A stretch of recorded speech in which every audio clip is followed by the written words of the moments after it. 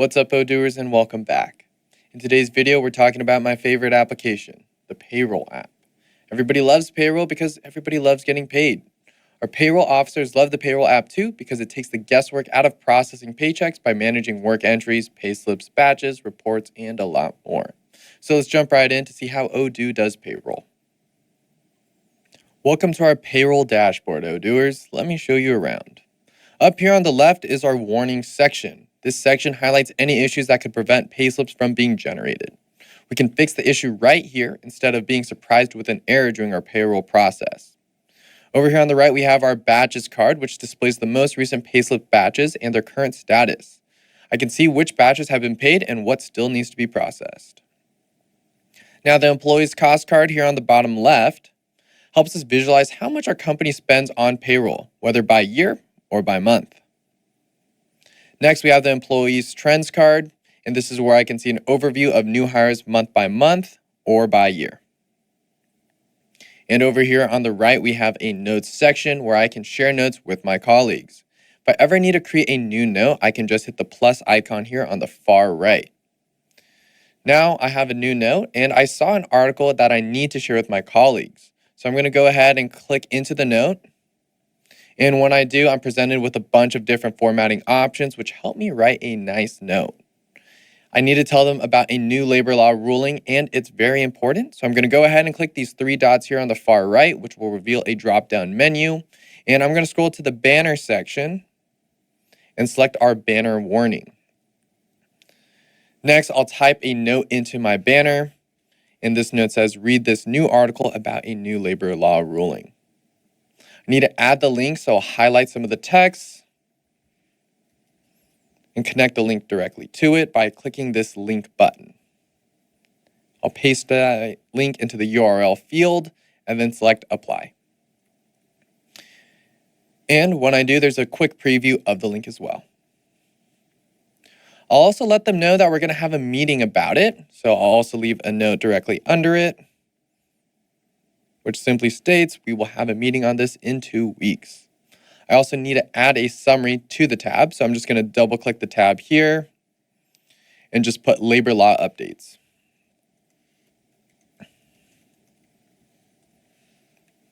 Perfect. All right, now that I got a little bit of housekeeping out of the way, let's go take a look at work entry types. To do that, we're going to select configuration and then click on work entry types. Here's a list of all the different types of work entries that can be entered onto a payslip. Each work entry has a corresponding code.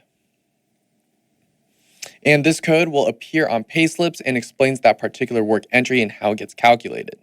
So let's take a closer look at one, and let's go ahead and choose sick time off, because we all know what sick time is, especially around cold or flu season.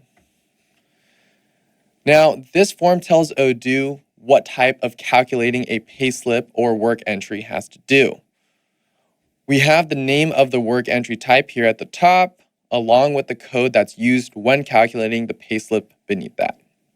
Now, for a quick super important note, do not change the codes on any work entry type that are pre-configured when you install the Payroll app.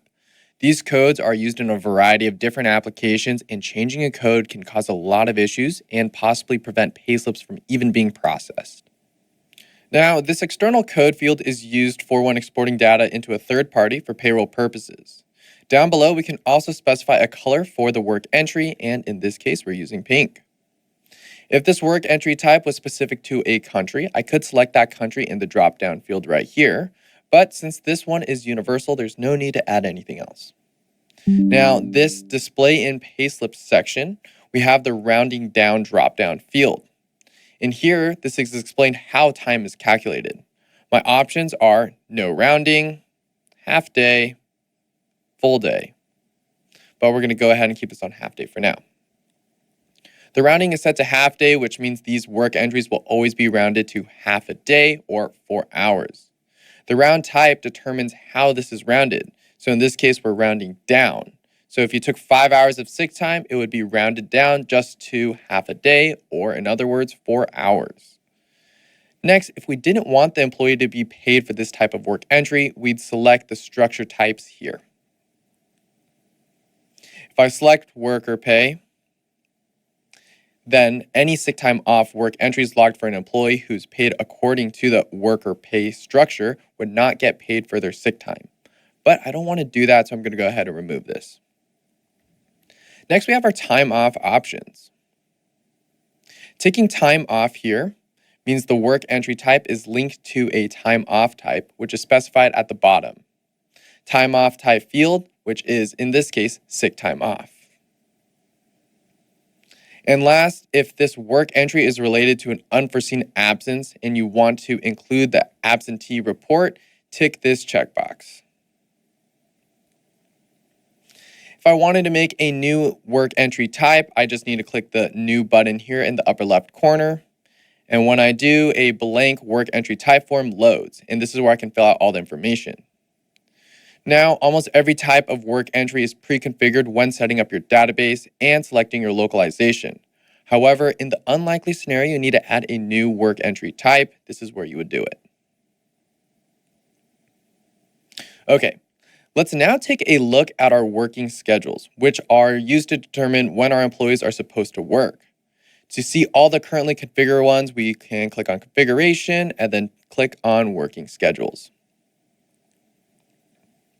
Here's a list of all of our currently configured schedules. We can see their name, as well as their working time rate, as well if they have flexible hours or not.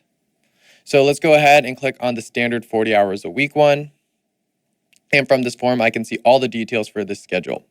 The company has a full-time schedule of 40 hours a week, and we can see the average day here is also 8 hours, and the work time rate is set at 100%, and the time zone is set to US Eastern.